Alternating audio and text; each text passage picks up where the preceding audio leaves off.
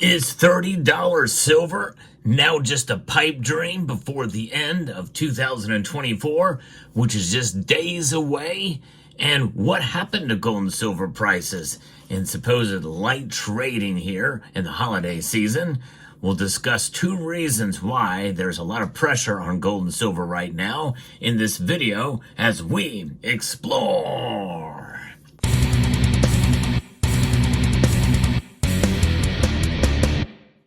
Yeah, gold and silver got hit today, and I'm surprised they dropped as much as they did. It's not a smash down or a smack down or a massive plunge, but for a holiday trading session like what we're seeing today over the course of Christmas and New Year, straddling the market moves, typically light trading, we don't see a whole lot of activity.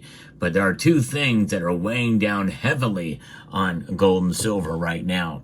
In fact, moments before the markets close, we could see these movements in gold and silver prices to the downside. Gold down $16.60 to $2,617.60. Silver is down 1.46%, down 43 cents to $29.42. It hit a low earlier in the day of $29.28. Platinum and palladium are both down well over 1% as well. And days like today, when you see a drop like this, especially over a holiday season, well, it's a good opportunity if your budget allows. And if you do, consider buying precious metals. I hope you will consider Summit Metals in your research as you look for the best value and lowest price for your precious metal needs. It's always good to buy in the dips when your budget allows. So that's why my friends at Summit Metals exist, to give you another option with great prices and great service. Because when we hold precious metals, we elevate our wealth. So the markets indeed are reacting. And I do like to give you the reports on the prices of precious metals from time to time on this channel. And it's part of what I do here as a service to the community. And I appreciate everyone taking the time to tune in, because there's always exciting times in the world of precious metals, even in the holiday season. I'm going to be referencing a piece here from Reuters that tells us what's happening here according to their viewpoint, but there's more to it than just what they are saying here, especially as we prepare for 2025. We see gold under pressure from high U.S. bond yields in the holiday trading week. And that is the headline of this piece. But of course, there's more to it than just that. And gold prices slipped on Friday as elevated U.S. Treasury yields dimmed non-yielding bullion's allure in a holiday-thinned week, with markets focused on President-elect Donald Trump's return to office and the potential impact of his inflationary policies on the Fed's 2025 outlook. Of course, that's completely wrong. And they keep on repeating this. Of course, they repeat inaccuracies long enough. Well, people tend to believe it. Inflation is caused only by one thing, government spending. And government spending is the cause of the Federal Reserve printing more money. And the more money that is, or more dollars that are in the economy, causes inflation. That's it. There's nothing else that causes inflation other than that. High prices can come and go based off supply and demand fundamentals, but the oversupply of money from an overzealous government by spending too much money is the root cause of inflation. Now, we see gold has fallen, silver has fallen, but they're still up for the year, which is definitely a good thing. In fact, I think that likely we're not going to see that $30 silver, which I kind of had hoped for by the end of the year, considering what happened today.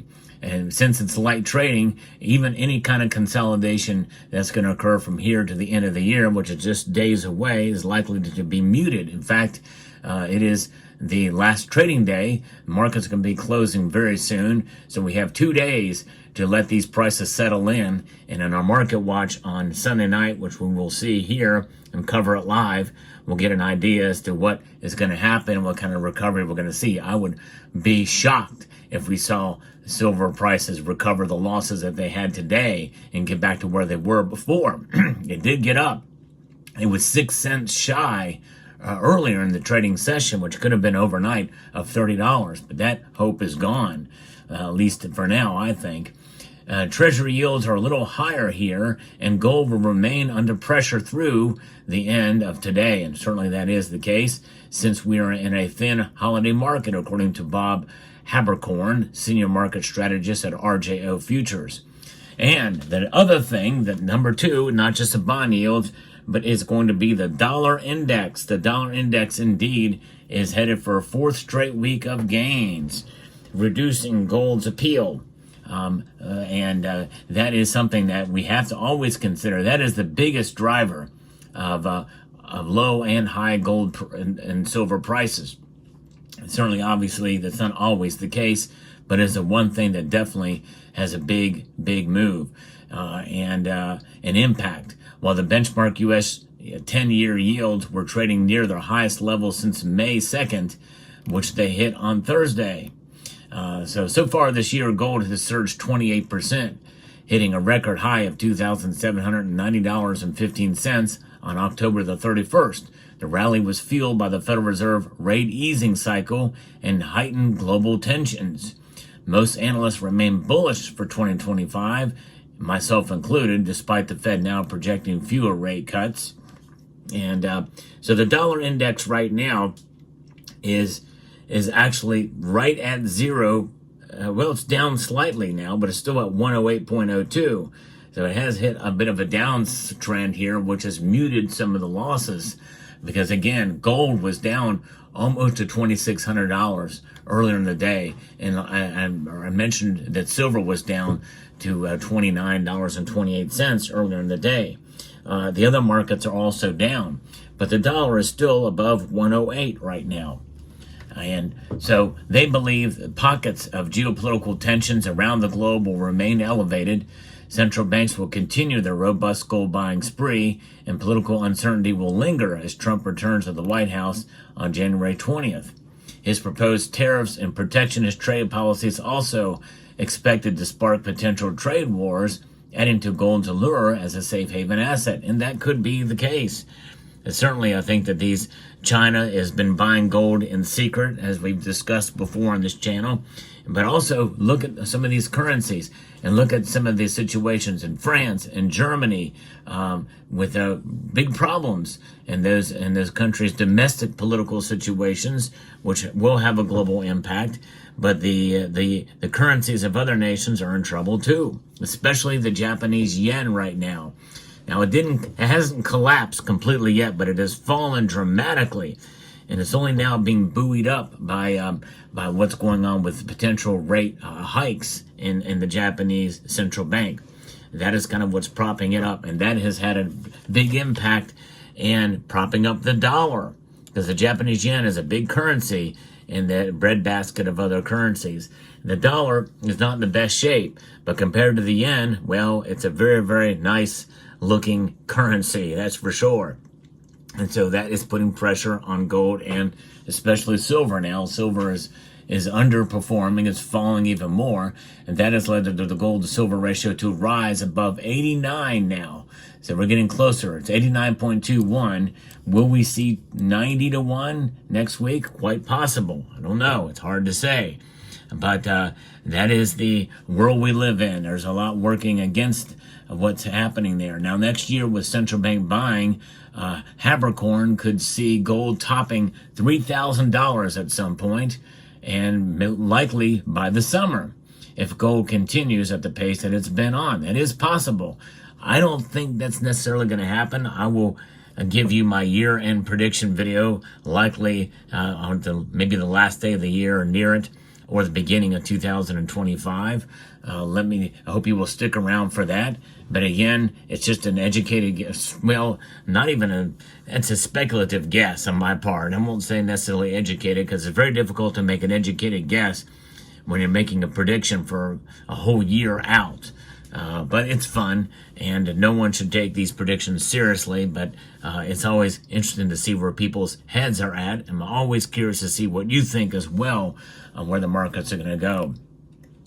Now, silver has fallen again, and I think that is, if we see gold rise to $3,000 an ounce, well, I think silver is going to follow track. In fact, silver's move today to the downside, I think, is reflecting as a precious metal in this sense. Typically that does happen, but with platinum and palladium falling as well too, they are seen more as industrial metals, so it could be hit from both sides. And I think that is one of the reasons why silver tends to get hit a lot harder than gold when these price movements are down or up to the upside as well. It'll be very interesting to see. 2025 is going to be a fascinating year, but I do think, given what's happened today and where the market and where the analysts think, and I also think as well too, within trading, that it's going to be very difficult to recover the losses we saw today. And that means that we're likely not going to see $30 silver by the end of 2024. But we can still celebrate, at least in part. We can't maybe throw a party. I don't think it's worthy to throw a party for silver, considering it's not $30 by the end of the year, but we can still celebrate in our own way. A quiet celebration we'll have for silver. In other words, be hopeful, be encouraged by silver, its movement, and of course gold. It's running through a few hiccups here, but it is a more safe, stable form of store of value, which is one of the reasons why we accumulate gold as silver stackers, to have something to kind of protect us even more. And, it's good to have both these metals. Both of them will protect your wealth through the long course of time, but it just takes a little bit more strategy and a little more patience with silver than gold. So there you have it. There's your market report for today. Let me know what your thoughts are down in the comments section below. Hope you found this video informative, insightful, and educational. I'd like to extend a multitude of gratitude to you all and encourage you to please rate, share, comment, and subscribe.